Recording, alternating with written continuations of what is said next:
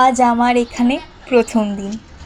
এই স্কুলটা আমার কাছে নতুন, তবু অদ্ভুতভাবে মনে হচ্ছে যেন আমি এখানকার অনেক কিছু চিনি।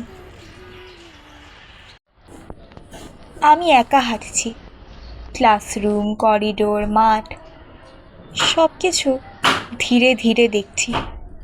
মানুষজন ব্যস্ত, কেউ হাসছে, কেউ দৌড়াচ্ছে, কেউ বা কথা বলছে, আর আমি শুধুই দেখছি।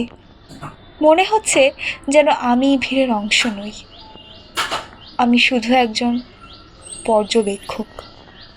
প্রতিটা বেঞ্চ, প্রতিটা জানালা, সব কিছুতে এক অদ্ভুত শান্তি, যেন সব কিছু আমাকে কিছু বলতে চাইছে, কিন্তু আমি এখনো বুঝতে পারছি না।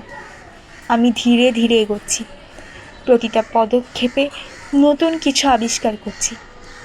আর জানি না কেন এই স্কুলটা আমার কাছে শুধু একটা বিল্ডিং মনে হচ্ছে না, এটা যেন একটা গল্প, যেটা এখনো শুরুই হয়নি।